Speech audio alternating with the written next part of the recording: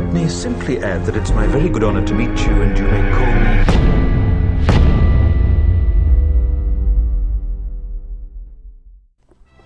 Hey, what's going on, guys? This is Vengeful Torture. You can call me VT, and I just picked up Final Fantasy Explorers, which is essentially another hunting game. It seems a little easier. I just started it, so I'm trying to get some videos out before I get super swamped this weekend. So I just wanted to show off the town for you guys. So this is where you initially embark for some of the beginning quests. That's where I'm at right now. I mean, I've only done the tutorials, so again, some of this information is hopefully going to be as accurate as possible. But, you know, just keep that in mind that I've just started, but, you know, a lot of this stuff is pretty straightforward, and I'm just trying to bring it out to you guys. So this is a tutorial guy. Talked to him for, like, everything else. He's pretty unimportant. Over here, you can see the map on the bottom. I'm just going to kind of go through it all for the town. This is, looks like an area that I need to unlock later. It's an airship, airboat, whatever you want to call it, and it brings me to other locations. So I assume after I get done with sort of the area over at the beginning over here, that I'll be able to unlock other quests at different locations, sort of like you would in any other hunting game. Up here you have your quests, so you can come in here, and I mean there's a little bit more to it that I've unlocked than I've unlocked right now, but there's some tutorials, some main quests, and it's pretty straightforward. You know, it says right at the top, task, defeat, whatever. It's little descriptions, it lists your guild, how much CP you'll get, some rewards, the difficulty, all that you normally would see, right? Right next to the quest lady is an assignments person, which is an interesting thing. It's sort of what we've seen in other hunting games, Monster Hunter in particular, where you can choose an assignment based to give to a monster ally, or you can choose to give it to a cooperative, another person that you've actually encountered that you've played with or come across via Street Pass. So you give them these assignments, little small goals, you kind of pick them out. And it's all AI controlled, whatever, you know, all in the background, if you will. You send them out on this quest. After some amount of time, they either complete or fail the quest. They come back and you get some rewards. So it's just a little bonus way to build up your repertoire of stuff. This is Sid. He's like the mayor. Over here we have a fortune teller. She's sort of like your... Again, I'm going to make a lot of references to Monster Hunter. She's sort of like your Poogie, right?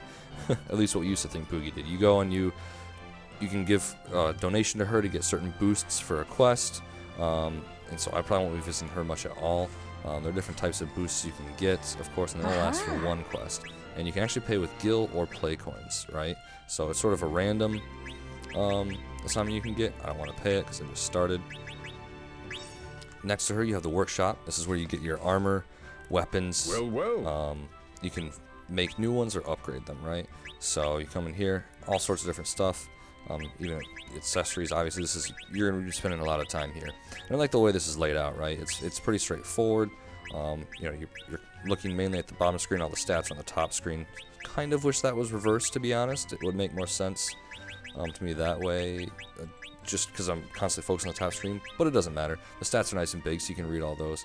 And of course, you can sort through all of them and toggle the view so you can see everything too. So that's nice. It's all pretty seamless. It's pretty quick. You know, a lot of the weapons already look pretty awesome, to be honest. I mean, that mace is sweet. It's only gonna get better from there, hopefully, right? Again, all sorts of different stuff you can make here that you can view. And this is just, I mean, I haven't unlocked anything literally, so this is gonna get flooded with stuff. Again, you can upgrade things here. So the only weapon I have right now is a bastard sword. Tells you what you need to upgrade it with. It gives you different traits, and you can, if I were to upgrade with an accuracy +1 and then do another accuracy +1, then it would stack obviously and work its way up. So that's how you sort of, you know, you find a weapon you want, you use all the materials you collect. Same thing with your shields and your armor, and you can just beef everything up that way. Next to the workshop, we have the regular shop, and this is, you know, your standard stuff. You buy potions here, you can sell all of your materials here, you can buy a few basic weapons and armor, and you're obviously going to outrank those when you start unlocking things via doing quests. So we can come all the way up here. Got some chick that's into us. Got a Moogle. He just gave me something. So he's like a special salesman, I think. I don't have anything for him now, but I imagine in between quests and stuff he'll pop up. And then in the back, we have something I haven't quite unlocked yet. This is the Monster Lab. This is where you use items that I've already actually found one to create monsters, because you can have AI monsters on your teams, on your sides, right? So one of the materials I found was a vulture. So use it as a material to create this monster for your team. So you find different materials, monster materials, and you can, I imagine you'll be able to come here, train them, organize them, and do all that for your adventures to go out. And that's basically it. That's pretty much the entire town that I've unlocked right now, except for one important thing. This crystal in the middle. Okay, this is where you go to learn your abilities, right? So you unlock these jobs by completing quests, and you'll learn a bunch of different abilities, right? They all cost CP to learn. And the green ones are ones that pertain to equipment that you have on right now, I believe. So I have a sword equipped. So these two are sword skills, right? I already made myself learn a sword skill, blood weapon, and so there was just a few there. So if I was to have a staff or something, probably these cure as soon as, or tomes for black mage, those would all be highlighted green. So it kind of tells you, kind of helps you determine what you want to make, right? Because there's really not a lot of stuff on there right now, but there will be, and so being able to scroll through really quickly and see what you have equipped and what's going to benefit you most is going to be really beneficial. And of course, all this takes CP, which you get from completing quests and stuff like that. There's also this custom abilities option, which is kind of cool. It only holds 300, which seems like a huge number, but I have a feeling that it's not going to be. So these custom abilities are when you unlock a certain ability during any mission, it was displayed in the tutorial, you can use a regular attack, right? Like Moonlit Slash, which is the very basic attack, the first one you get. So you build up a certain meter, you get to a certain point after defeating enemies with using skills, and you can transform into, like, not really transform, but use a special ability. And when that special ability is active, all of your other abilities have the option or possible capability to become a special custom ability, right?